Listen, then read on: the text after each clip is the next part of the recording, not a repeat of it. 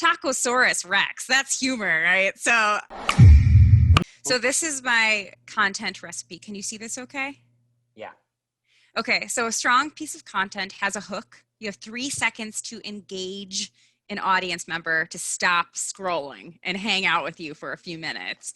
That means maybe starting with something controversial, maybe starting with an interesting question, maybe a big aesthetically pleasing intro. I'm not too sure. It could differ depending on your brand, but that hook is very critical. Those 3 seconds are important.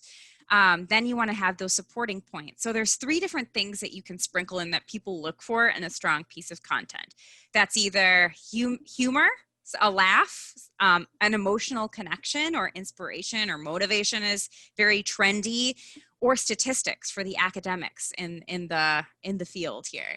So you can play that, whichever one you speak to and your personal brand relates with most. That's something that, I mean, Tacosaurus Rex, that's humor, right? So you can play with a lot of these in the same piece.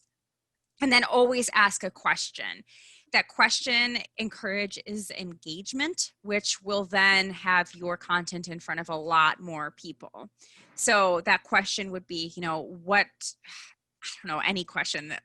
What's your favorite book, or what's your favorite book on productivity, or something along those lines? Because then it gets people dropping things into the comments and having interesting conversations, and that will continue to increase your reach. In fact, engagement is the most important thing about a content strategy. It's not the content itself. And then a call to action is something that a lot of people miss. Even professional marketers miss it, because you get so caught up in understanding, okay, we want to generate leads, but what does that look like? What kind of leads? From where? And what are their backgrounds? So the call to action is, what do you want? What's your end goal with this content strategy? Is it to land a job?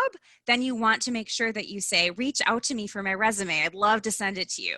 Or I have the fun resumes are a big thing right now. Like, you can create a 6-pack of beer with your resume on it and ship it out to somebody. So you need their mailing address. You could brag about your cool resume tricks and share it and say, I'd love to send this out to you. Just give me your email address, or your mailing address, and I'll get it out the door. So that's just a basic high level intro of a content recipe that drives results.